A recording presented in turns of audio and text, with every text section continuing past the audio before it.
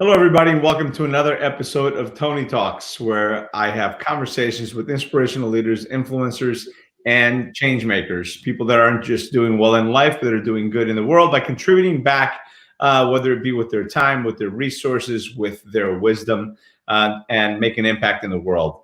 And today is Monday. And what do we have on Monday? We have Marketing Mondays with the one and only Scott Martin from Groundswell Marketing. There he is. What's up, my brother? And the Groundswell podcast, of course. I got my mic right here. And he's got I want that deep, sultry voice to be in your ears and just like calming you after 4 days of nonstop screen time. So I thought I'd try to create a little sultry voice action. I love it. Actually, I've got my mic. I was telling you just before we went on air, I actually have my mic as well that I've got to set up. I haven't set it up yet. But yeah, we just came off of, and of course, Scott was there along with, 23 other ticketed participants, but probably closer to 50,000 participants because there were a lot of people sharing screens. The first ever virtual Unleash the Power Within with Tony Robbins. It was his historical event because I don't think there's ever been that many people on Zoom. Matter of fact, I think Zoom, the most they had before this was 15,000. So it was definitely a historic event, and it was just great to be part of it and to be able to be a trainer at it. And I survived the 14 hours a day on screen, which I was a little nervous about. I'm not going to lie. So what was it like being behind the scenes as a trainer? Well, for us as a trainer, there's always obviously a system, right? And as a trainer, we each had 3 rooms that we were in charge of. So I had close to 300 people in one room, about 160, 170 in each of the other 2 rooms. And we had a senior leader in there. We had a crew member just helping monitor chat, because that's what we're doing. We're monitoring chat, making sure that everyone's okay. Because a lot of things bubble up, right? I mean, you've been to a lot of these events. Inevitably, even at Business Mastery, things bubble up that you're like, wait a minute, this is not that kind of event. But people get into these emotional states that sometimes they're stuck in. And when they finally break through, whether they need help breaking through, or when they break through, they have an emotional flood, or they have a lot of questions and there's a lot of confusion. So that's what we're there for. We're there to support Tony Robbins as he supports and helps change millions of lives every it's been, I don't even know how many millions, 5, 10 million, 50 million, I think. I don't know how many million, lots of millions that he's personally spoken to from stage over the last 43 years. But it was just really, it was a great experience because even though it was virtual, people were still connecting. It was beautiful because people were posting their challenges, and before I would get to respond, there's other participants that are responding and supporting and encouraging. It was something to witness for sure. So I was happy. Yeah, I guess that's something you wouldn't get if you're in your seat by yourself. You might keep it to yourself, or here you could have more of a conversation. So it's like almost a very different open experience. Yeah, we're open in some ways. So I never actually thought about that. That's interesting. Exactly right. So you're absolutely right. It's, as I've been saying, I think we said this last week, we've been in economies where it was high tech and low or no touch. People are trying to touch their clients as little as possible. And today in the world of no touch, like you can't be outside touching things, you have to be more touch in your business with your clients. So this was interesting because it was no touch, right? Because you're by yourself, or you're with one other person or 2 other people in the room. But for the most part, let's say you're by yourself.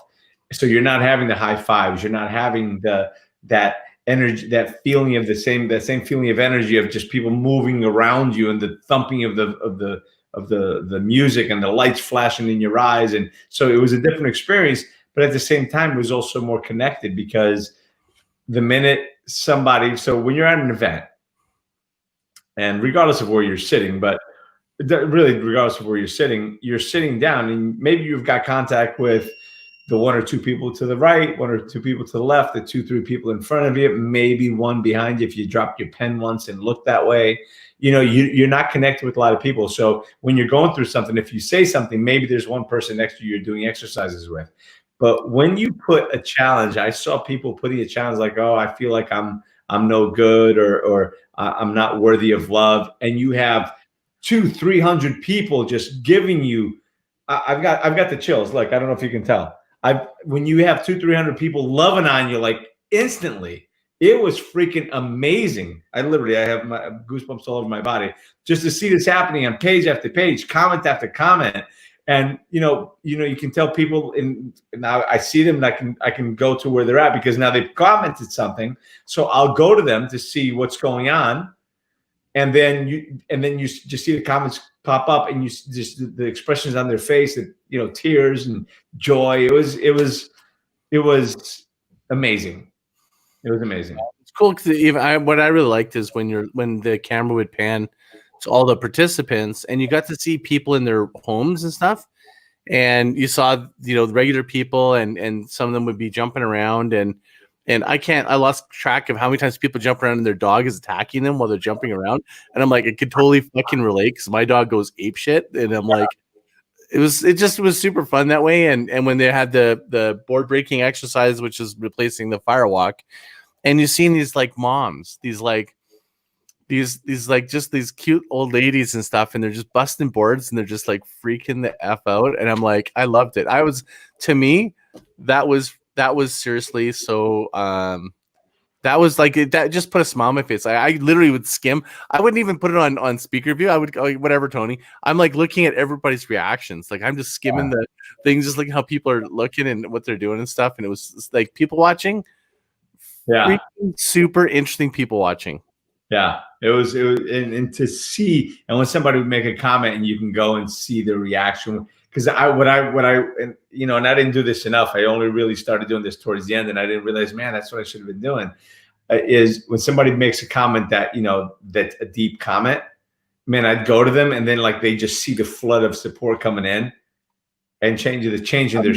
In the chat, I saw someone make a comment, but how could you actually just see their face, not like is there come over to the screen? And you can actually pin their video if you wanted to. Oh, if you pin their video, I didn't even do that. I saw the thing. So if you pin the video, I should probably use the technology. It just goes, it just goes to your screen, and you don't pin it to the whole screen. Okay, oh, that's cool. At least I don't think so. But even if it did, it's okay because I don't think it would.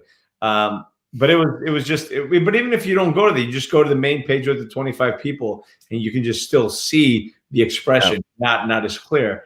But it was so powerful. It was powerful. I've heard so many reactions this way, and a couple things come up is we may be seeing the beginning of a serious change that I'm the longer this COVID thing goes on, the longer I believe like we're in this for 2 years, maybe more.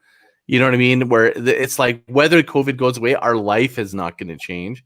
Right. And I'm wondering if this is the new way that people are going to experience rock concerts and live events, political rallies, because it's so intimate and yet it's so, it's in some ways it's disappointing because I definitely I'm going to miss the live events and I want them to come back, but it's the second best thing, not bad.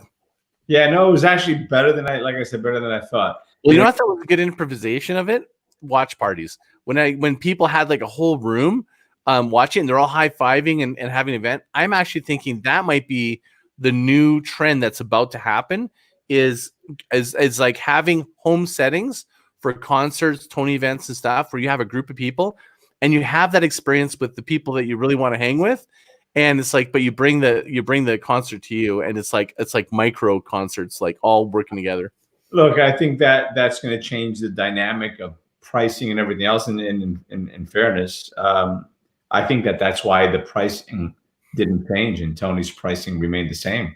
I think so too. Like, I can't believe the pricing. Some people are getting upset. I can't believe the pricing is so high during this time. But I'm thinking, yes, and there's 4 of you, and the person complaining, there's 4 of them in the room on a $350 ticket. Why are you complaining? Totally. Well, if your business mastery is like, 10 grand. So, when you ever going to, if you're a business owner and you had a chance to, you always want to bring all your staff. And at the same time, you worried about productivity, the total cost of flying, loss of business time, plus the tickets. This is it. Like if there's a window that maybe could close again, I would run at it. Yeah, because your office there, and you can still at Business Mastery or even any of these events, you could still do work. And I mean, I wouldn't recommend it, but you still could if you had to. If you had to, absolutely. Yeah. So, travel time and everything else, you got a day on the back end, you got a day on the front end of, yeah. 2 travel days that are always lost anyway. So you pick up 2 days, you don't have to cover hotel, you don't have to cover food expenses, travel, or anything else. I know. I was like, I mean, I didn't quite have the same buzz of me screaming in my lungs. Like, there's no question. Like, there's like, but at the same time, if I just wanted to pick me up at like UPW and get my sort of refresher, it was fucking awesome. It was like it's me and Jill. We had the patio. We had the big screen out on our deck. We had the covered patio with the dogs. It was like we're having the barbecue going. It was like I'm like, can you believe we're having a UPW? She's chopping her block on the deck, and I'm like, this is great. Yeah, awesome. Yeah, it's for anyone that's listening. I think that this whole virtual summits and stuff, I think we're just getting started, but it sort of leads to this next topic you and I were just talking about before we got on, which is fatigue. Yeah, but I think before we go there, I think where the next one's really going to go, and I know that Tony's already done a hologram of him. I think he did it a year and a half ago, and it's streamed in Australia, and it was just him in high def, real time. They're recording him and they're projecting him on stage in Australia. And I think that was fascinating stuff. But what's next, I believe, and this is where it is, I don't know how it would happen one-on-one, or this is where they may be able to have a little bit of control, is virtual, because my kids love their Oculus. So imagine now that's going to be the next best thing, is just sitting there watching it, where you have the sound in your ears, you have the headset on, and you're looking around and you're in the room. If it can connect to actually seeing another human, and you can build relationships like you can in real life, and you can sort of chat like, hey, how's it going, bud? Like you can, like in some of those games, the Second Life and stuff, then I think that's would also be interesting, because that's kind of one of the benefits, is getting to know other people. Yeah. But nothing beats face to face. Nothing beats face to face. Nothing beats, that sweaty high five. Oh wait, you can't touch right now. But the hugs and the massage and all that stuff that goes on at Tony events anyway. So, but yes, now on to to the topic we were discussing before. Fatigue. It's like any good thing gets done too much. It can, it can wreck things. Like, so if you think about, it's like anyone finds a good tool or tactic in marketing, sometimes they overplay it. Yeah. And it just wears it out, right? You got to really be careful. And I think that right now we're 6 months into this really intensive time. It feels like, was it March to April, May, June, July, August. Yeah. So it's like 4 or 5 months. I'm starting to feel a bit of fatigue. I think people are a little bit. I think it's great, the different ways that this is opening up, but I still feel like we were talking about like people wanting to do contests, or not contests, the challenges, and it's always like, it's just like this never ending thing, because people are really grasping at ways to really create a reason and a call to action that has some sort of a weighting to it, so that you want to act now. Do you know what I mean? And so I think that challenges I think people are gonna get worn out of the idea of challenges. I think you need to come up with way more in inventive ways now going forward. I think like everything that was easy, getting people to do Zooms and stuff, it's going to soon get hard. Yeah. To get people to give up a Zoom call, it's going to be like almost like getting a phone call from somebody, because it's so personal. It's definitely, because otherwise, why don't you just watch replay of the webinar or the Zoom? Yeah. I can skim through it, watch what I want, and be gone. In fact, I've got this idea in my head of I want to actually invent a bot that can be my Scott Martin bot that will go watch all the webinars that I don't want to attend and just give me a summary of all the things that I need to know that I need to know. I love it. Give you the cliff notes. Yeah. I love it. So just because I'm like, exhausted of the amount of the volume of webinars and things that are available, because people are giving away free content, which is lovely. But I think, it's going to come to I think it's coming to its head to a degree where it's going to get harder. So what's next? Like, how are you going to entice people to do a challenge? How many challenges have you seen in your community in the last like 3 months. There are different challenges, and join this group and join my community. And it's like, you're like, holy F, right? Listen, to be honest with you, I participated in one or two challenges. I ran my own challenge with a couple of other people. So I've done it. So I know what it's like, and I know what it takes, and I know I'm going to start a challenge. You know what my challenge is going to be? no challenge at all. Yeah. I'm going to do the challenge. The no challenge incognito. You sign up. Everybody goes into low battery saving mode, and then that's part of the challenge. And then at the other side of it, it's actually the beginning of another challenge. So it's like you're giving someone permission to just totally like, I'm in a challenge. This part of my challenge is to not be part of any other challenges. It's like it's a way of deflecting people from being part of any of the challenges too. So it's whoever speaks first loses. What's that?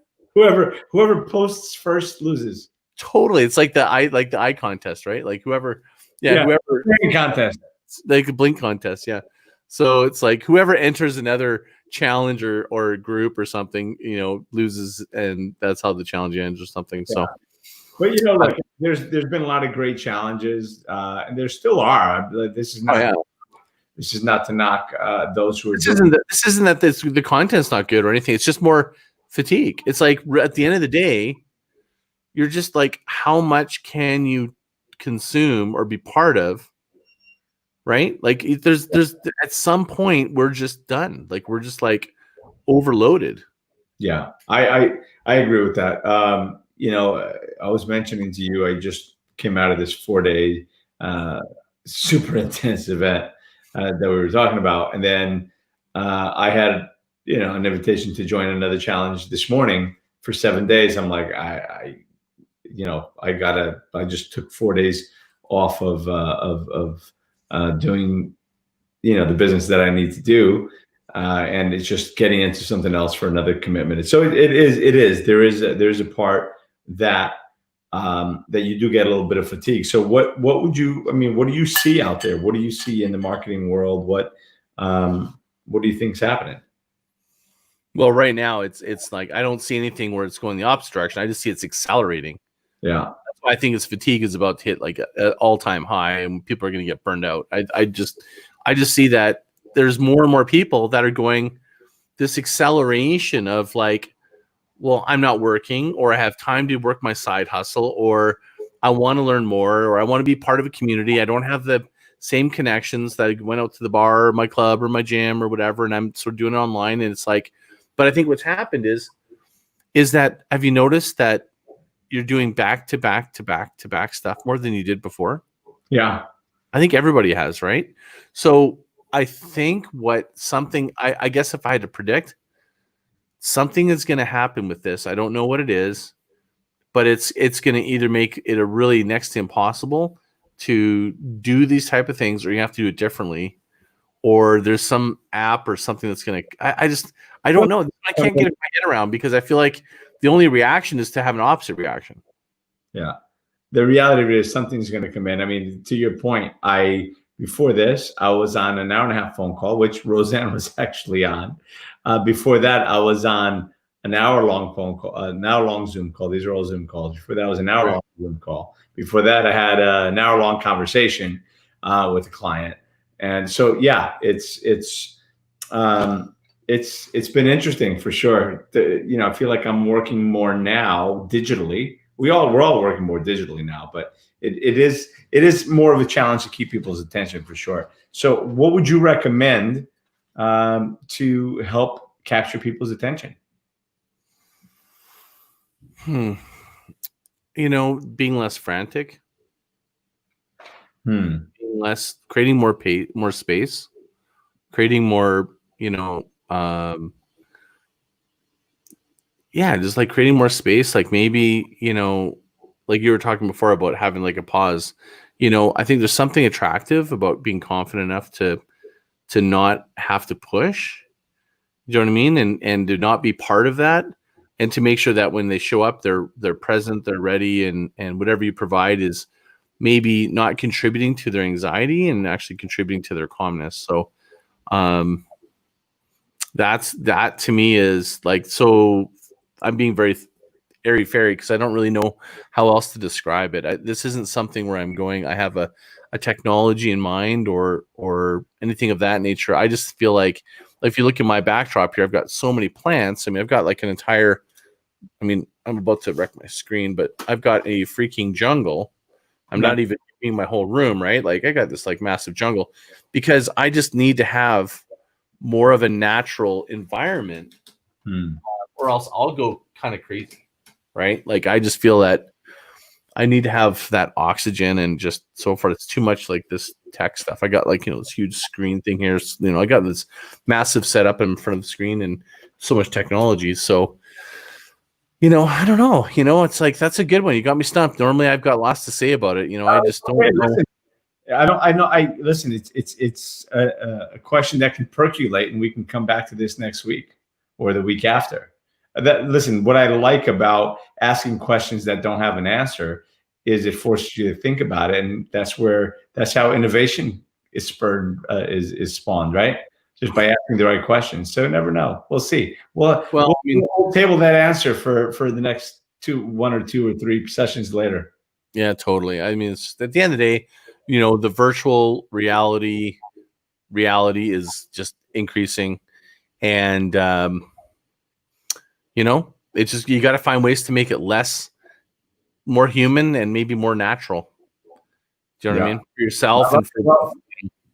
It's what we were talking about, and I think we touched on it last week, and we mentioned it just before we went live here, is, we've been in an era where technology is dominated, and it's still dominating, but where the end game was to have the least amount of contact with the client possible, right? Yeah. And that now that's turned in a climate where you can't have that physical contact because of restrictions, because of Corona, because of all of that. So it's no physical touch. I think it's becoming more, it's necessary for business to be more high touch now with their clients than ever before. And high touch being digitally as well. Having high touch, meaning a phone call, meaning actually having interactions with clients. And, granted, that may be not as cost effective as the other way, but in a world with so much noise now, how else are you going to stand out when everybody else is going like this, trying to hold you out? Maybe if you just go like this and you put your hand out, where you put your hand out like this instead of like this, I think you're going to do a lot better. Hold your hand out instead of holding your hand up. Yeah, and leveraging some offline, like delivering some offline. Maybe you could be sending your client stuff physically, just to kind of connect it and so forth. But I mean, this is a marketing show. It's like marketing discussion. It's like in terms of marketing, it's to me, it's. At the end of the day, if you're adding extreme value, you're really clearly communicating, you're connecting with people's values, and your purpose is aligned to what my values are, and you're going places and you're making great content, then, you're going to move further faster. End of story. I just think it's about to get really freaking crowded right now with even more content, more nonsensical events where people are just going to throw up their hands and go, I don't even know where to start. What do I need to spend time on? What's going to be important to me and so forth. So, yeah.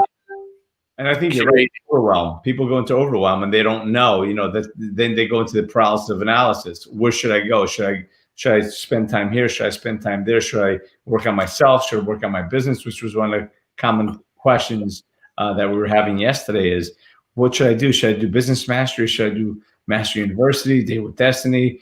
What should I do? So, sometimes when you have too many options, it's confusing. It gets crowded, so you don't know which to pick.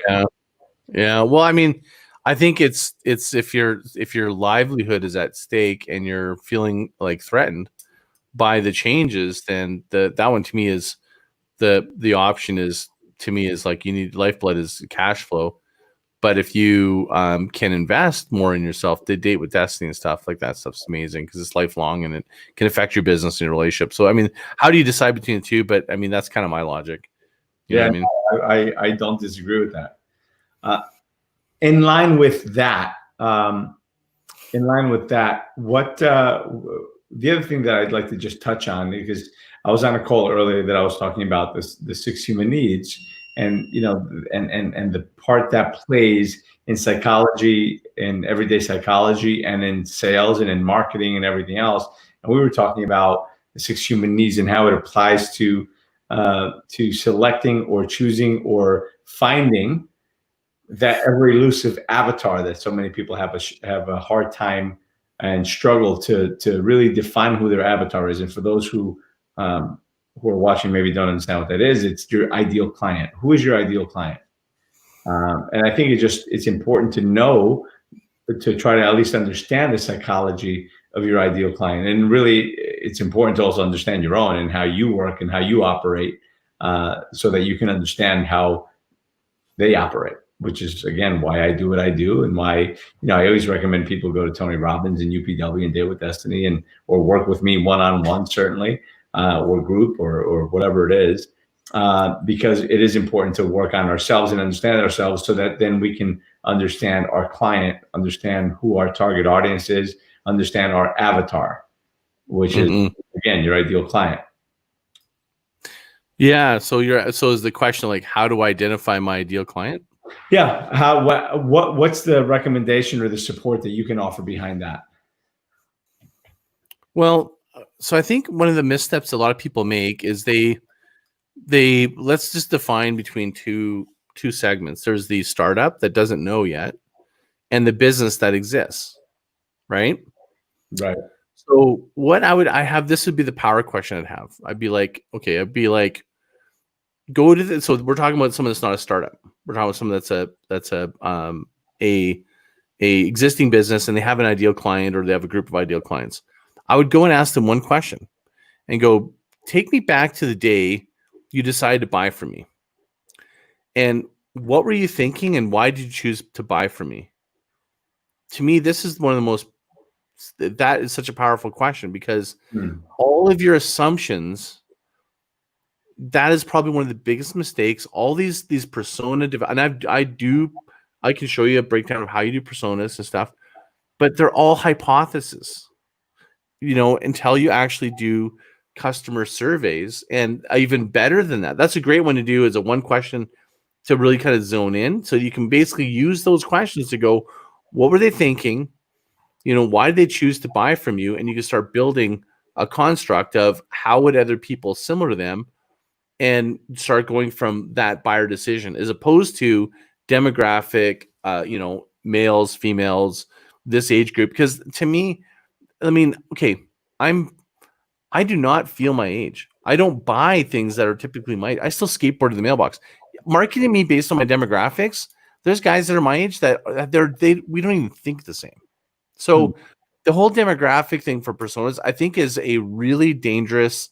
It's a very commonly held way to go, what age are they? And what I'd prefer to maybe look at personas, go, what's going inside their mind, their heart. Like, so their mind, they're going, how do they think? What's their motivation? Well, how do they think? Are they logic? What are their human needs, right? In their heart, what do they love? Like, what do they really love? What are they really after? In the soul, what are they after? What's their purpose? Because if you really kind of go from those three sort of areas, that to me is what you can do a good building block on, based on why did they decide to buy from you, or why would someone buy from you? It goes to this motivation equals perceived value minus perceived cost. When you're building your persona, what's this persona's motivation from buying from you? And so I really think that the persona development that is in the current lay of the land is flawed, because it's based on too much assumptions. I think that it's probably better to go, people buy based on things that they share values with, connection with. So do I have an affinity for you? That means I have trust, right? I go, I have an affinity for you. You're kind of a cool guy, right? I have trust. The more trust I have, the more affinity I have, the more connection I have. Those two things, right? And then, do we share the same values? We can have an affinity and a connection, but if I'm a gun-toting, meat eater, and you're a vegetarian, that might actually conflict with me. Where I go, even though all these other things align, that's sort of a hard no for me, right? So that's the thing that I think gets a lot of people tripped up, is they really aren't clear what they value or the values, so they can really attract people of the values. And the reason they don't want to do it is they don't want to take a fucking stand. When you don't take a stand, you stand for nothing. When you stand for nothing, nobody knows how to follow you. So to me, taking a stand on an issue, it doesn't have to be like a political issue. It doesn't have to even be a controversial one. It's called point of view. What is your point of view on coaching? What is my point of view on marketing? What is your point of view on groceries? I mean, when you have a point of view, people can buy into the point of view. You share values, and then you can kind of work from there. I feel like that's actually more powerful, but it's kind of also not super easy. It's much easier, and you feel more comfortable by doing the classic persona development. And I can show you what that looks like. I'll share my screen if you want, what a traditional sort of process is. I'll use one of my client slides. I don't think he's going to care. That'd be great. If you want. Just this is at a high level. So let me see if I can share a screen. I think we do this every time, and I'm like always like, what am I doing wrong? It's all right. I'll share. Tell me when I'm good to go. You're good to go. Just blow it up. Okay. So I'm actually going to go back here. Oh, there we go. If you look at, if you're going to build personas, right? In this case, this is a part of a brand architecture, strategy document. Is in this common is you go and you go, well, look, my customers, if it's B2B in this client, they're engineers, managers, contractors, and architects, and you summarize it. So personas are like, this is a really good explanation. They're like a distilled essence of real users. So, and you're trying to look through their eyes, and you're also trying to go, where do they gather? What do they read? Where do they, this is a great thing is to go, you may have 10 different personas, but all different personas, are they all on Instagram? Where that might be where you kind of like change and shape your message on which channel they're on. So I look at it as is this sort of like one of the layers I look at when building personas as it pertains to the business is I call it the P's, right? People, purpose, products, process, partners, and profit. That's an internal point of view. If I'm a business, you want to go, what is the, like from what I'm looking at, those are the aspects of the business, right? What is generally speaking, all my personas, like after you've done personas, generally speaking, what is their point of view, or what is the commonly held interaction point under people? In this case, their persona was they're friendly, but they're super short on patience because they're busy. Their purpose across the board with all those personas was that they want to look good to their bosses and their tenants. The products, the product they're offering is unique, so they view that the supplier is being commoditized. In terms of profit, they just don't want to be overcharged or microcharged, right? So they have a point of view on how money is interacted with your business. Partners, well, they'll treat like a partner only if you make their life easier. And then process is like every business has a process. And I think this one is where I think a ton of people don't pay attention to. And I would pay more attention to this one than maybe all of them, which is how, in this case, it's how fast can this client learn the rules so that this client, it's easier for them to hire back. And you think about a lot of businesses today, they spend so much time on acquisition. They should spend more time on the process of onboarding, welcoming them as a client. And it makes a big difference. So anyways, but we're talking, not personas. I'm just talking about just generally. So I call it head, heart, motivation. And to me, that is what you want to do is you want to this is where you kind of break down the traditional, you give them a title, you give them a name, you name them. And it really helps if you have a customer in mind and it's a real customer's name. And you just go, yeah. So Natalie, where does she watches TV. She's detail oriented. She deep down, she cares. Her motivation is, there's these awards in their category and they just want their owners to be happy. They're married, they're driven. You kind of break down, where do they attend? Where are they at? Right. And you kind of do it for each of your personas. And then what you can do is what's called prioritize pains and prioritize gains. And the reason what you do is you create a list of what are the prioritized pains that you are taking away that they have, right? And the prioritized gains they get by working with you. And first you make it just as a list, and then you go and you actually, the hardest part, but the most valuable part is ranking them in order from one to the least. And why you do that is you now know which emphasis to put on your marketing message when talking to this individual. Now, the insight you get sometimes is as you go across the different ones and you look at prioritized pains and gains, sometimes you get lucky and they all share a similar high level priority. Or if you find one that's their number 1 and 3 and all of them have it in the top 3, maybe that is what would prioritize your messaging as being your core messaging first, because it's going to hit all of them at the same time. So it's a nice way to first go piece by piece to be articulate, and then look for the pattern to be able to go, how can you do that across the board? And that's basically, the aspects of doing it. And I think I mentioned to you the 5 Ps, right? People, process, partners, and profit. I love it. Yeah. So I came up with it. It's like, it used to be the 3 Ps. And I've expanded it to partners and process. It used to be people, products, and profits. I think that's actually the guy. What's the guy that's on CNBC that's got the Entrepreneur Show? That's his 3 things he does, right? The people, right. The profits, right? People, product, and process. Those are his 3.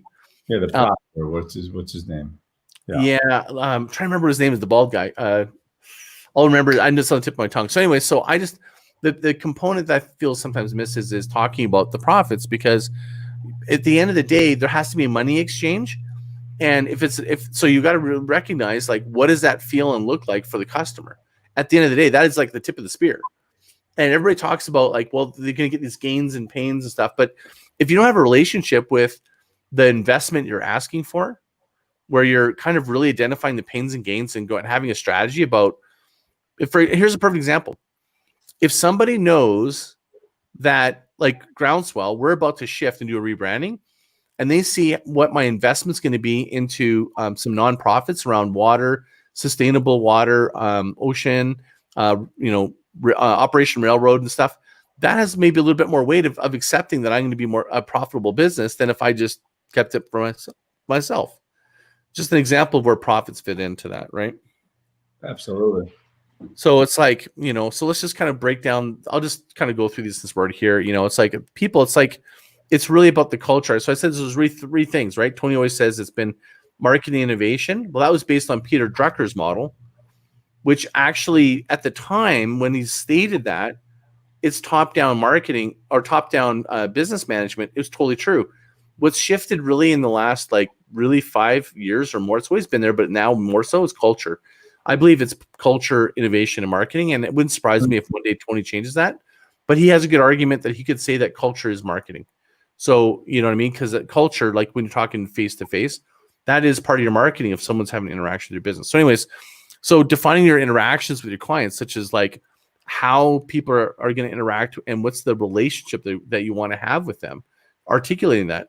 What are the unique processes that you want to put to highlight or differentiate? So look at Uber, right? The process that they highlight is you can track your driver and when he's arriving. That is a process that they highlight as part of their app that makes them differentiated. When it first came out, it was pretty freaking cool, right? So you just look at, I think a lot of people, the process piece here, there's a lot of companies doing some really cool innovations and process, but they don't market it.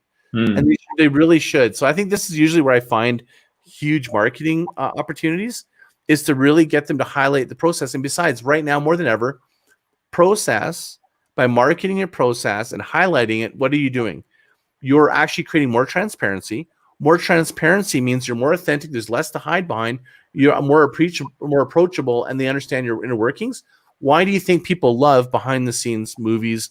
Why do you think they love watch parties of movies? Why do you think they want to see the unique process behind it? People are dying for that more than ever. Like, for example, like part of my series I'm going to come up with is I'm going to break down and do a campaign and basically strip it down and work it backwards so people can see the entire process of how to do branding. You're seeing some of the pieces here that I'm going to be putting in my course that I'm going to put together. That's awesome.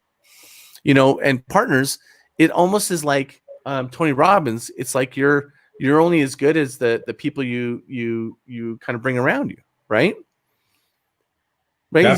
It's like you're the what's the saying? I can't remember the saying right now. You're the average of your total of people. You become the average of the 5 people you spend the most time with.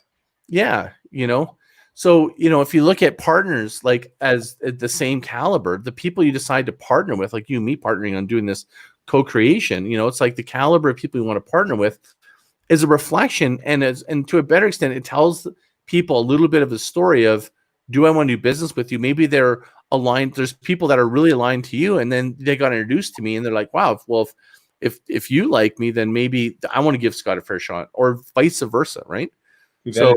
That is so on point. I had that conversation with someone today. Is when you're partnering with someone, whether it's 1, 2, 3, 4, 5, 6, however many people, you've got to be careful who it is that you're partnering with, because if you guys are all coming in under one label, you've got the rapport of whatever that label is. So if I speak on something, if, for example, let's say, and we're doing Marketing Mondays, right? Let's say that for whatever reason, you can't be here for a half hour, you can't be here for a whole day, and I come in, I do Marketing Mondays, and I say something that is completely off base, you completely disagree with, I'm completely wrong.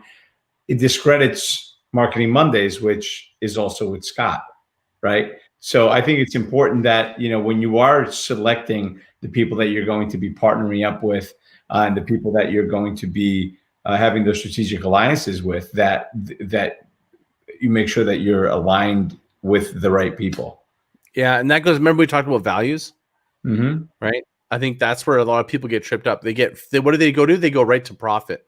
They go, how much money we make together? We make more money if we work with this person. Well, to me, that is part of it, because you're doing business, but it's not your brand. We're talking about personas, so we're trying to connect with your persona.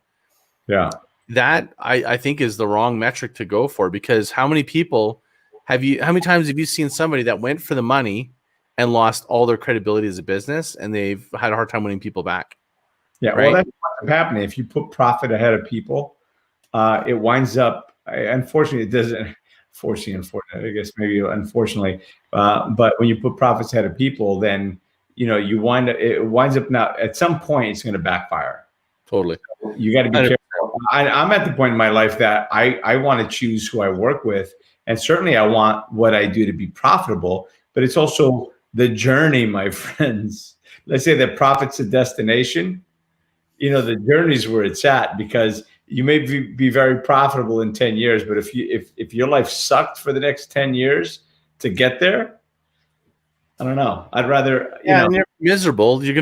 I believe that we attract the energy of the people that we want to do business with. So we want to think about personas. What kind of things are you going to give? What kind of energy are you going to put out there to make it so that they come to you? That's actually what I'm reading about my book, right? Love it. So it's like, I call it, give. It's like basically build, give, grow, transform. So anyways, and this is sort of like a summary where you can actually very quickly, like in a point form for a marketer, your social media group, what's the word or whatever that you want to go to. So I won't go into more. It's kind of I kind of jumped in the middle of a very big deck, but that just gives you an idea of what to look for. I think I have some other examples, but for now, that's probably good. So what you're saying is you've got a very big deck. Yes, very big, very big. I'm bragging. Yes, I got a full deck. Yeah. Hey, listen, I know a bunch of people that are missing a couple that are not playing with a full deck. Yeah, a couple of cards.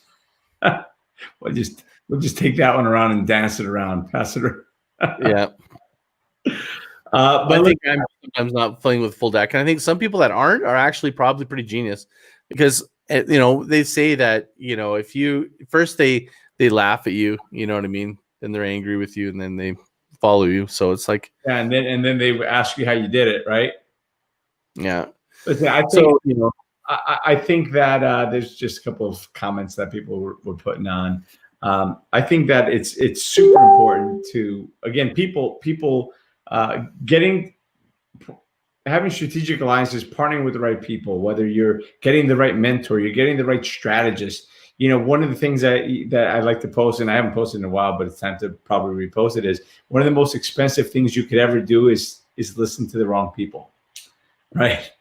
It's one of the most expensive things you could ever do. So people are where it's at. Relationships are where it's at. Just make sure that you're affiliating with the right people, you're working with the right people, you've got the right strategist, the right coach, the right mentor, the right partnerships, and that you're working with even your clients. Make sure that you're dealing with the right people, the people that So are. how do you know though? That's good advice, but then how do you actually know? You don't. Sometimes, you're working with people, depending on whether you're doing one-on-one. Because when we're talking service, service tends to be more hands-on. If it's a product, it's different. But when you're providing a service, and whether it be one-on-one or one-to-many or whatever it is, sometimes you got to fire clients too. Completely. It's not just a client that fires the contractor or the service provider, whatever. Sometimes the service provider or the contractor has to fire the client. So how do you know, like in marketing, how do you know? This is a question I get all the time. How do you know follow the advice of this marketer? There's people giving conflicting advice. There's people that are like I've heard so many times people are going, I haven't heard anything like what you're talking about. And I'm like, yeah, I know I'm a heretic in my industry, because most people are following what is the commonly held belief. And that was actually outdated before COVID. Now it's completely outdated. And now we're all on a level playing field. So I think that right now, more than ever, when you're looking at a business, someone that you're just going to guide you through this time, they better have gone through their own funk and come out the other side. If they haven't and they don't have that, forget it. I think you're getting the worst advice, because they may have all the best intentions and you're going to get lucky is about the only thing. Is if they've got good advice, it's lucky, or if they're getting good advice from other people. But if you're banking it, go with someone that's actually been through it. Yeah. It's my third downturn, man. It's like I built my whole book around the fact of I never wanted to go through that again. That's why when everybody thought sustainable growth marketing, my topic was like, yeah, why do I need sustainable growth marketing? Growth is so easy. I can 10x this. And I'm like, yeah, great. That's right now. That changes everything. And here we are. And it's like now there's a more appetite for being way more resilient, isn't there?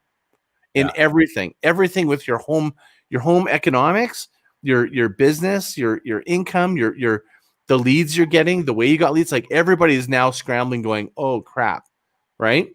And that is why I believe if you're really trying to find someone that's going to help you with marketing, do they have the chops? Have they done this before?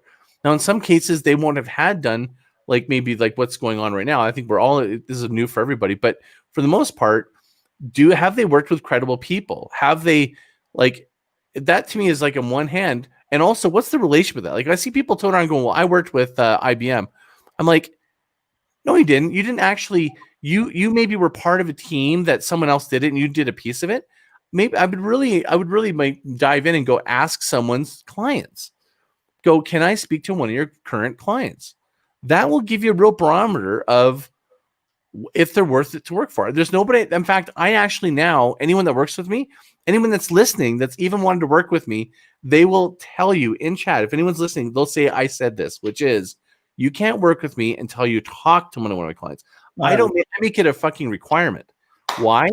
Because I want them to know that if you want the result that I'm giving, I actually have demands on you. It's not a one-way street. Part of the results you get, if you're handing over the keys, you just want someone to take care of it, good luck. You're not my client. You're not my avatar. You're not my persona. I'm for the performers that want to do the 2% outstanding. And those individuals, they want to know enough to be the marketer, the command and control their marketing. They want to gain control of their short-term sort of chase over sales, and they want long-term predictable sales. They're willing to do the work. If that's who you are, great, talk to me. If you want the short-term nonsensical hacks, there's so many of them out there, and they disappear as soon as they arrive. They change so fast. Like every Instagram, I'm going to show you how to build your Instagram webinar is out of date the day they put it out. And the person that built their Instagram, if you're using that for credibility, I guarantee you, I cannot show you how to build my 15,000 person Instagram the way that I did, because 2 years ago, the way the Instagram worked is way different than it is today. I can't, because there's some things you can't do it, but there's definitely some processes that work across all marketing you can follow. And really what it is, it's a methodology of testing and trying and finding your own way. That is the real, I hate to say it, guys. It's like, I'm okay if anyone wants to come on here and tell me I'm wrong. but I literally believe that the gains of having sustainable, predictable income and marketing that gets cheaper over time and has the results you want as a result of hard work. Look at Tony Robbins. Do you think that the first 3, 4, 5 years that he had like sustainable income and like he played it through? I don't know how many people are playing as if they're trying to sell their business next year. Yeah, it's beyond me. I'm like, you're not even playing the long game. Yeah. Don't even talk to me. I want the owner that is committed to their craft and their business and evolving to get to where they need to be. And I'm realizing more than ever that have zero, in terms of my personal consulting side, interest in investing time with people that want to have short-term gains. I love it. I love it. Listen, that's one of the things that I align myself with people that it's not only about long-term, but are you working with people that are also contributing back to society? Again, like this, in the intro of this show, you know, people that aren't just doing well in life, but are doing good in the world, right? That are paying it forward, that are making a difference. So I love it, and I love what you said. Work with people that have been there. So many times, you know, there's you know, how many business consultants are out there that are, you know, 19 or 20 years old? With all due respect, unless you've been through the business, you know, you could understand the book side of things, but you can't understand the emotion of what it actually takes. Where you know what it's like to make payroll, what it's like to have that advertising budget, what it's like to do that, to have the stress of that. So yeah, it's whether you're hiring. I know I can see why in marketing, why somebody they go, well, this 19-year-old, they know Instagram. They're like, Instagram, we're gonna make our money on Instagram. I don't know Instagram. This guy is a whiz in Instagram. How many freaking times have I heard that? It's like, you guys, stop. Are they a business person? It's about marketing strategy. It's not about can they do Instagram. Like, it's like the last question to be asked. It's not even at the beginning. It's like no understanding of that whatsoever. The fact that I get why, and here's where my empathy comes in with that, is like, I don't blame anybody for that, because they basically, there's all these freaking rules with these tools and these social channels with rules. It's so confusing, right? It's so hard because you're like, can you just figure this out for me? Like, I'm exhausted of it because you've got all these other things to do. So I would say go to somebody that understands payroll, like you were saying, someone that understands business, and not just a marketer that knows how to spend money. That's another big differentiator. When someone says they've been a marketer, are they good at getting people's money and doing stuff? Are they good at demonstrating an ROI and spending your money? Or do they understand business, understand the pain of every dollar that goes out your door and how much money it takes to get it back, missed payroll, and understands marketing? Like, I mean, to me, in this time and age, that's who you want to like pay a premium for. And you will get your money back tenfold, because there is more people that know how to spend your money than they know how to like show you how to keep your money and still market. Yeah. I couldn't agree with you more. The same thing goes for business strategists. The same thing goes for life strategists and coaches and whoever you're working with. You know, you can't go to a broke financial planner for advice.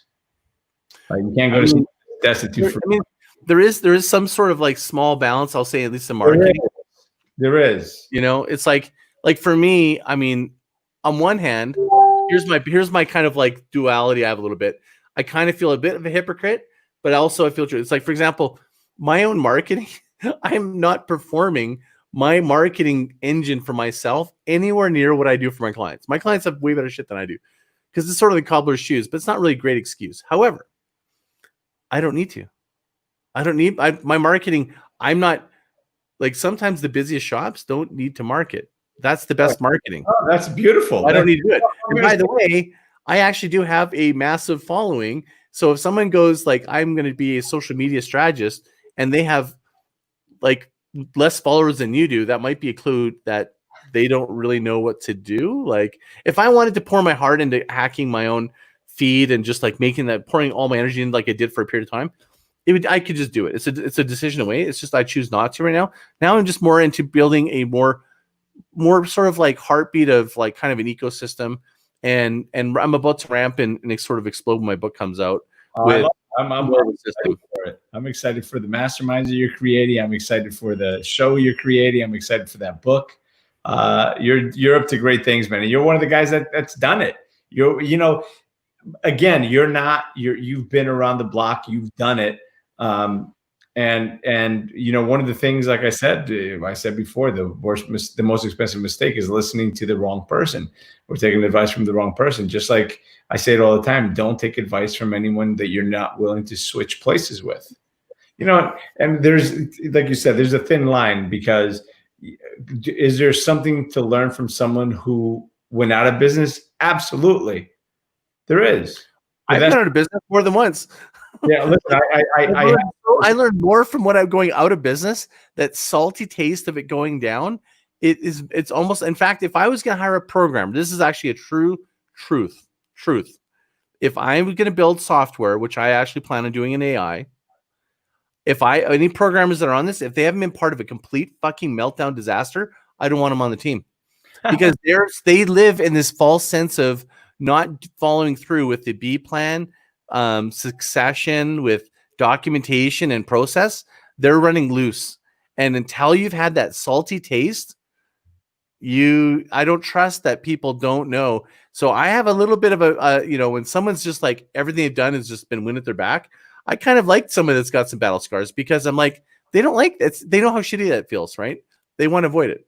Well, they say another, again, my life's a series of quotes, right? Another one that I love is, a knight in shining armor is a man whose metal, or is a knight whose metal has never been tested.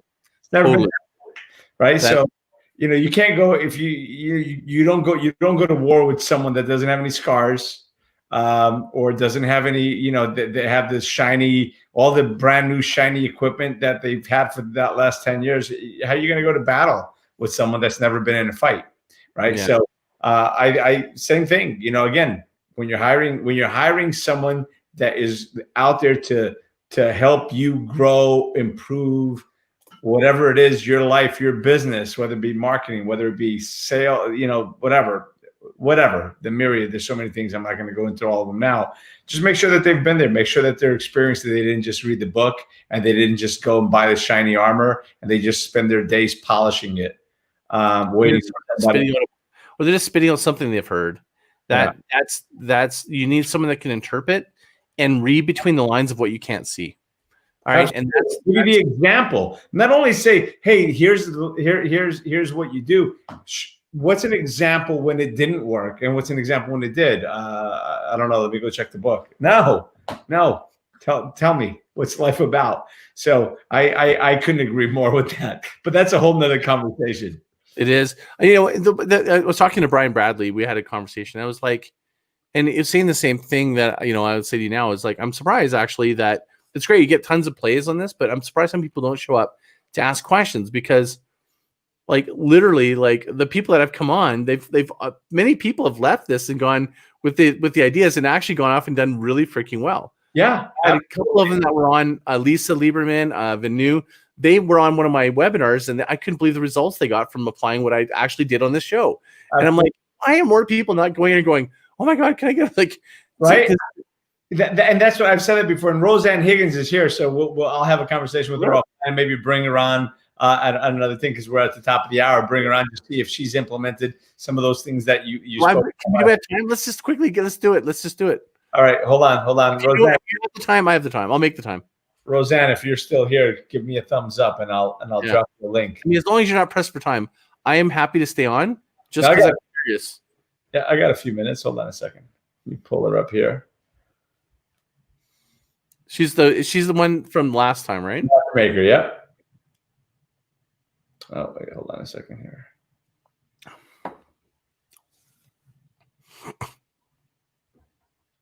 And of course, everybody needs to understand that, like, being on a show and getting thrown your business and me prescribing something is the equivalent of a doctor making a prescription with, like, a blindfold and half fraction of the information, and then hoping they're getting prescriptions. So it's like, take it with a grain of salt.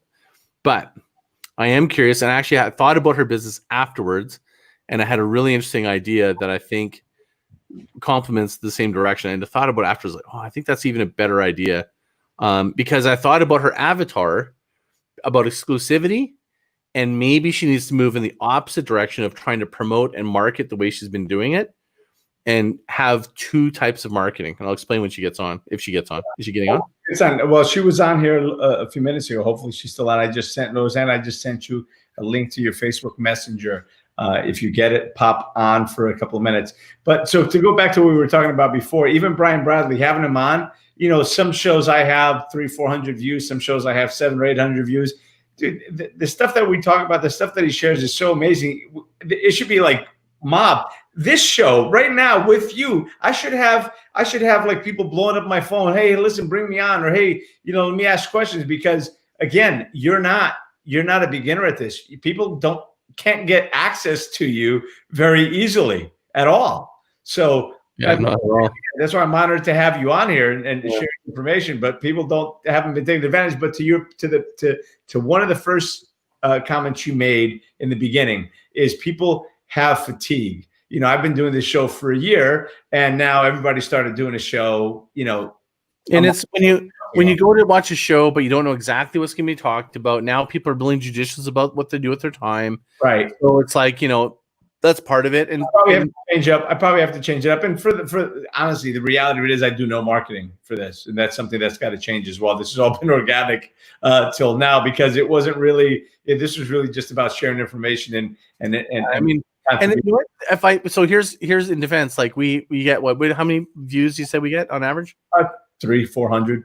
Okay, so you get 10, you filled a row, 30, you filled a room, 300, you filled a small auditorium. Like, still pretty good. You know what I mean? No, listen, I love it. Listen, and you know, the reality of it is we have a lot of people that keep coming back, a lot of regular people do, because they contact me all the time. I'm always I'm always like going, well, why? How come? I'm always amazed how people don't just, maybe they're just intimidated. They don't want to go and chat. So I know I get watched because they message me after going, hey, I saw you on Tony's thing. And they're like, can we talk? So it definitely has reach. It's not that. I think maybe it just takes time for it to percolate. But what I actually market it, you know. What I'd probably recommend to that, you know, for anyone that's doing that, do ask the questions in here. And for the sake of your time and for you not to get beaten down with answering questions, just answer the questions here. We're live together for an hour. Whatever question you may be afraid to ask, somebody else is probably afraid to ask it. So ask the question, because your question is going to help other people as well. So by all means, ask the question. And with that said, we have the one and only, the matchmaker to the stars, the rich and famous, and all the other people in between. The one and only Roseanne Higgins is back with us. There she is. Oh, this is really, really bad, because I don't have my contact lenses on. I don't have the light on. I'll take my glasses off so I don't see you as well either. So I'm doing this just because you two guys being badasses, and I don't use that word lightly, it's worth looking badly to get your wisdom, because you guys are geniuses. And I had to wait a little longer today because you guys were kind of talking a little bit about Tony, and you know I love Tony Robbins, and you guys are both there. But I'm telling you, every single episode you pour something out, and I'm just like, oh my God. And I mean, it's crazy because I get weird ideas. Like, Scott, you said something, or no, Tony, you talked about the knight in shining armor, and I have a cute little knight close by, because, you know, matchmaking, knight in shining armor, and dent his armor a little bit. It's never been tested, never had their metal tested. And I thought somehow this led to me thinking of like kissing a man out of a 25-year marriage who hasn't passionately kissed in a decade. He hasn't had his metal tested. It wasn't meant to be as direct as that might have sounded, but. No, but I got it. No, it's exactly right. I mean, listen, those are the hard-hitting comments that are going to make people say, "Oh, wow, that's a zinger," because it makes people pay attention. Well, and one guy said he hadn't had the girl I found him swam up to him in the pool, and it had been so long since a girl wanted to do that. Isn't that sweet? Wow. Yeah. So, what was I would love to hear what your one idea was that you've been thinking of, Scott. Well, first, I want to ask, what did you implement, if anything? Oh, well, what did you think since our call? Well, I'm making my plan. I'm hiring a VA. I have to get a film team. I have to storyboard it out on the case studies, and I've selected the case study to start with. But and you said I could go confidential on it, but it was only like last week, the week before. So Hold on, but if I'm not mistaken, didn't you already get a yes from someone that you spoke to and asked? if they would be on camera. Yeah. Well, the women are yeses. The guys are not so much. All right, I have an idea. Yeah. So this is my big idea. Okay, I was thinking about that because I'm going. It's a guy, right? Like the guy wants to be in front of the camera, right? And tell the world that I used a dating service or something, right? So I was going, well, wait a minute. These are exclusive guys, right?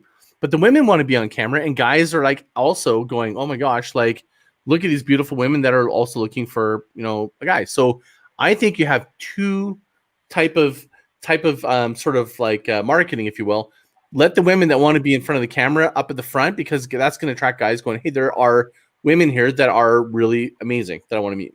Yeah. But have the guys in order to access the real, to get the call it the access to the case study, a real genuine guy responding to it. What I would do is tell the guy going, this is actually going to be private. Nobody will see this. They're only people who are vetted. It's password protected, and they're only people that would be potentially clients. When they get to that point, then they get to see it. So that gives them a reason. You created some tension for somebody who's sitting on the fence going, I will show you case studies of people who are as successful or more than you, that they, out of privacy for them, until you become a client and sign up, I will show you those. But until then, this is what I've got to offer to show you. But once you commit, you'll even feel more confident. That gives you something to offer. It also creates that layer of absolute respect and privacy to these individual guys. And I think if you were to talk to a guy on that level with that sort of carefulness, I think you'll actually be surprised at what you'd get, because I think that would be understandable. Does that make sense? Like that from a guy's standpoint? Yeah.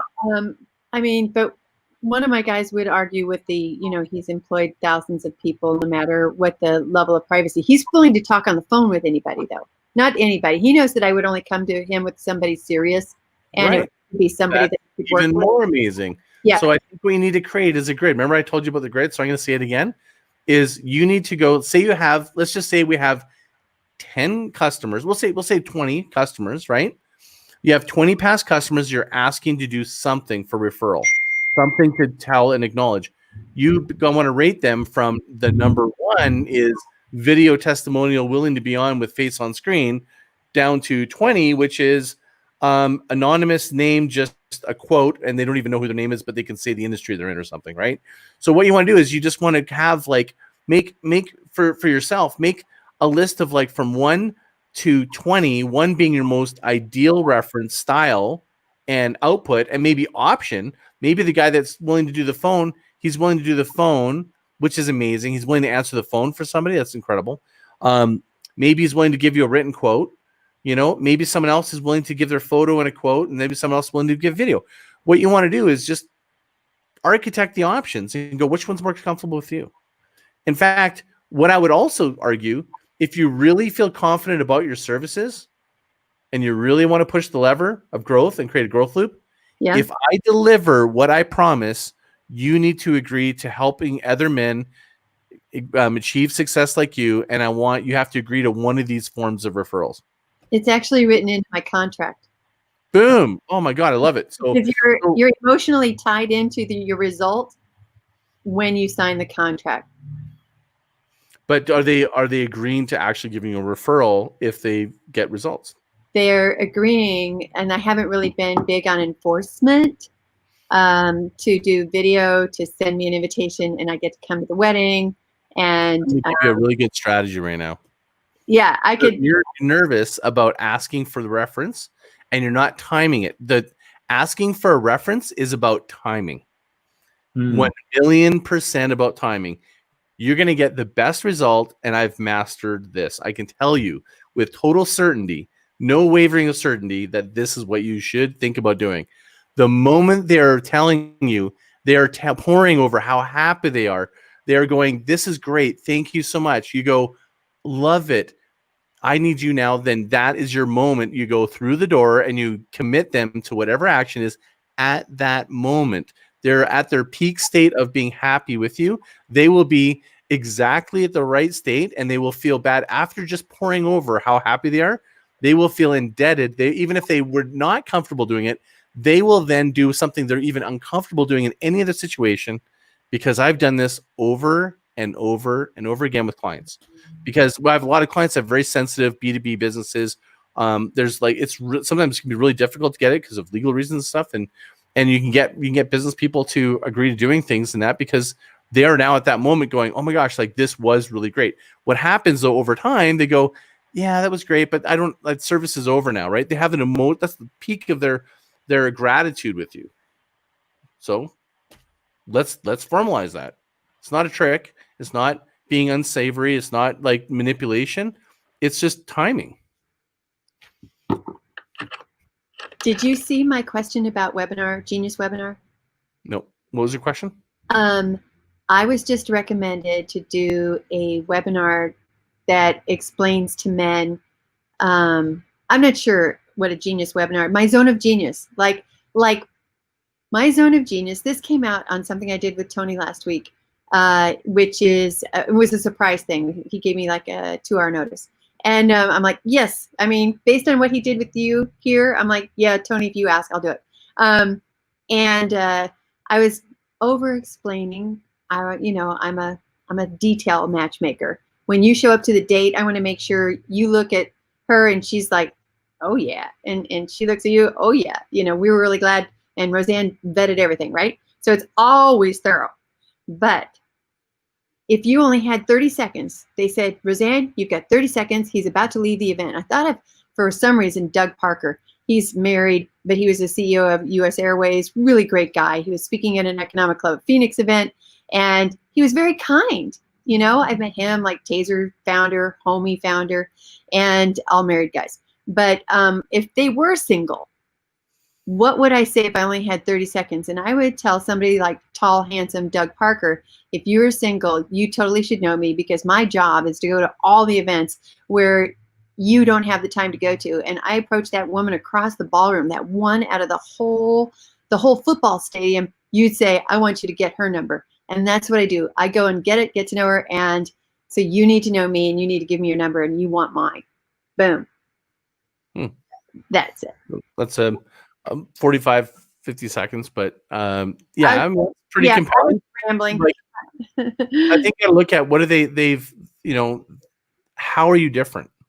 How are you so uniquely different that they see no other option but they see their future person they want to connect to with you, right? Do you want me to say now, or you want me to put that down for my homework? Yeah, right now? I would say, okay, first, best connected in Arizona Republic followed me around at the Phoenix Art Museum just to see how I did it, and getting numbers of complete strangers that people would want to date. So I've got Woman of the Year. I have a. So, are you only doing this for people in Phoenix? Yes, but I'm looking to scale. Okay, not future state for now.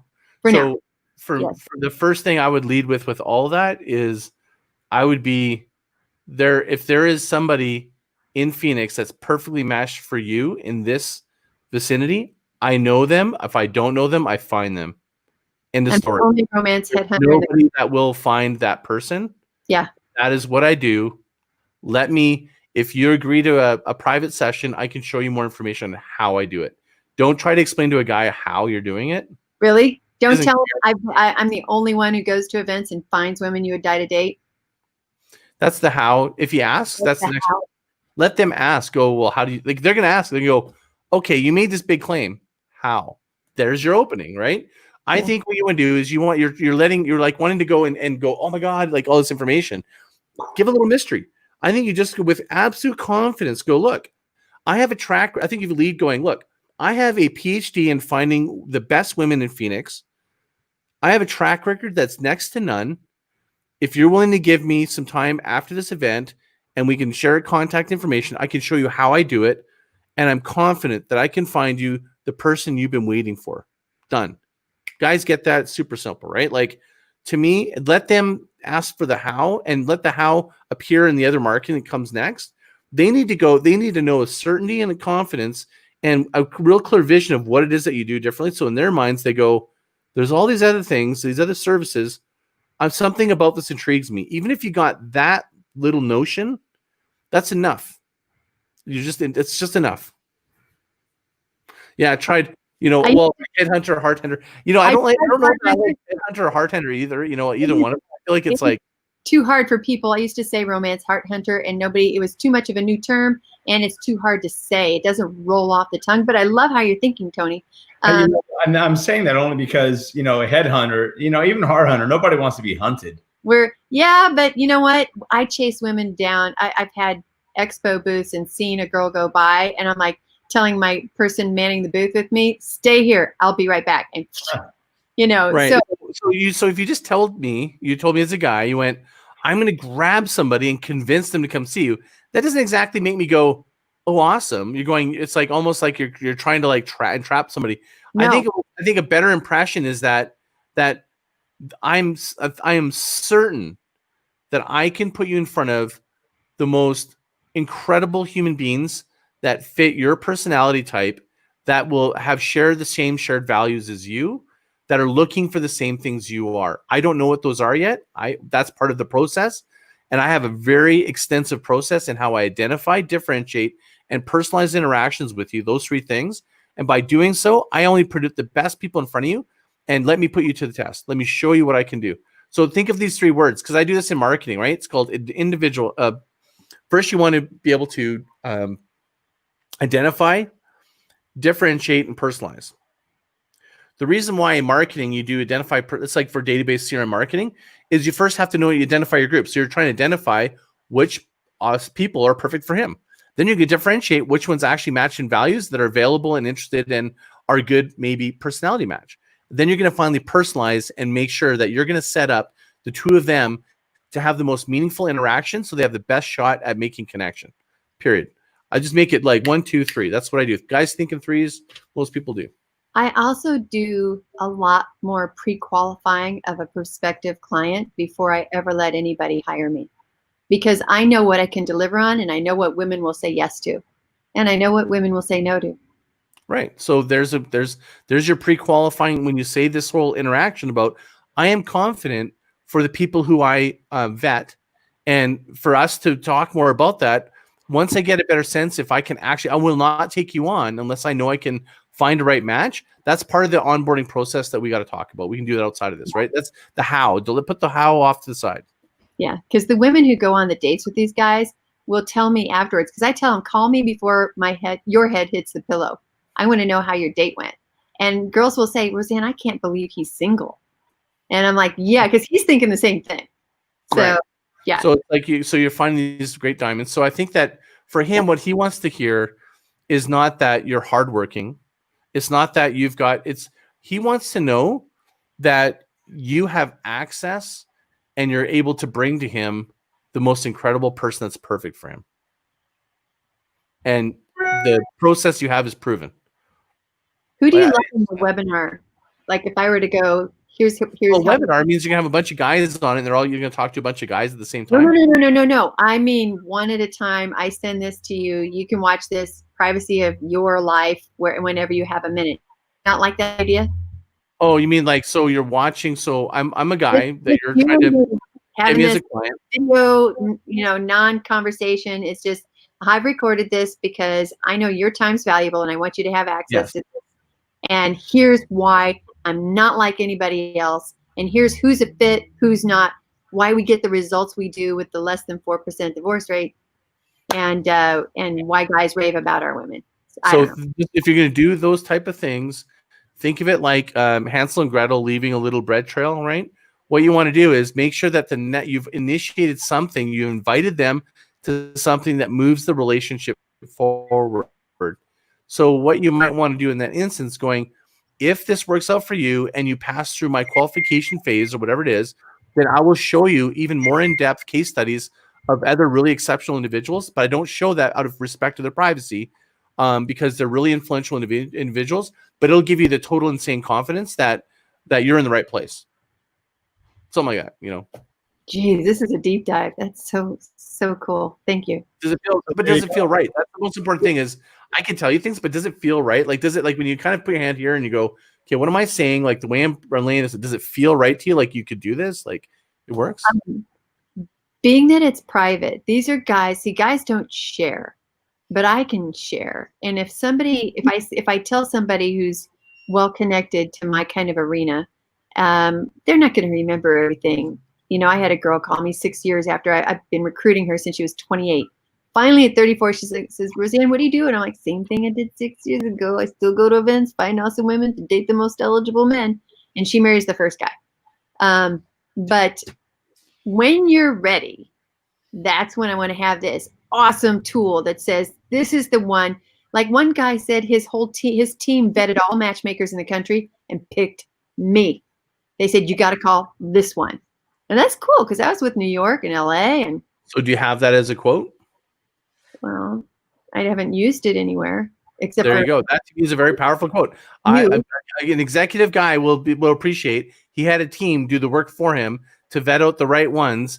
It's called Me Too, right? So why agencies or companies will point up, they'll put what's called a logo garden, right? They'll put a logo garden up on their business. And the reason they do it, and I do it myself on my own site, is because it's like someone goes, well, if you got, I mean, like, and literally some of my clients, like I made it through an NBA team, NHL team, WestJet Airlines, like what I had to go through to be an actual vendor, let alone deliver what I delivered, was crucial. Like you can't just show up and work in those places and be a supplier. So that's, to them, they'll understand that because they'll go, oh wow, I mean, someone else actually went to that extent and they picked you. That's just, and people have different reasons that they're motivated for doing things. So every time you come up with one of those like examples you give me, I want you to ask yourself this one question: why do I not have a quote, or why am I not using it in a different way somehow? And it could be in your webinar, you could have a picture of the woman that person's with, and maybe a picture of them being happy if he's willing to do it,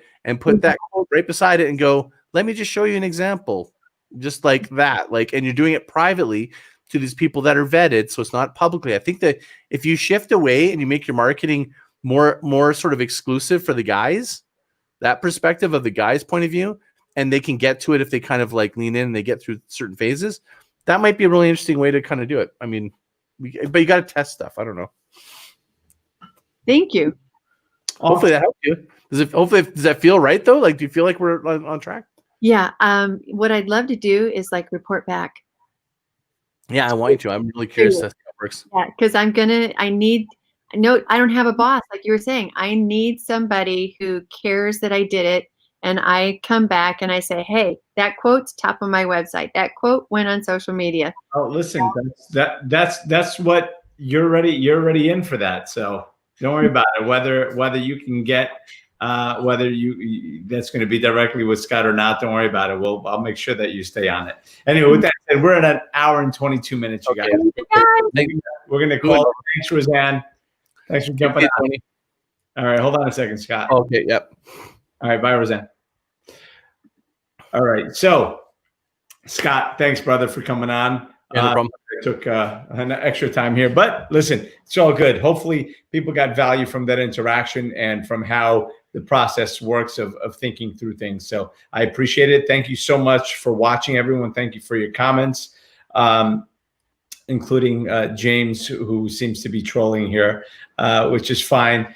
Trolling? Is he trolling? Is he? I don't know. He's there. Can you show me the couch before I bid? Like he's whatever. He's just having fun here. But anyway, thank you everyone for watching. Thank you for your comments. Thank you for participating. Thank you for sharing. If this video obviously resonates with you, share it, tag somebody on it. We are streaming live on YouTube and on Facebook. Thank you again for watching. Remember, my friends, that life is not about how many times you fall, whether it be in life or in business. It's about getting up after every fall and learning and knowing that when you fall, you learn. When you get up, you grow. You fall down 7 times, get up 8, and every single time you fall, you have an opportunity to get up and grow. And grow we must. Appreciate you, my friends. Scott, I appreciate you. Ciao for now, and we'll see you guys all next Monday. See you guys.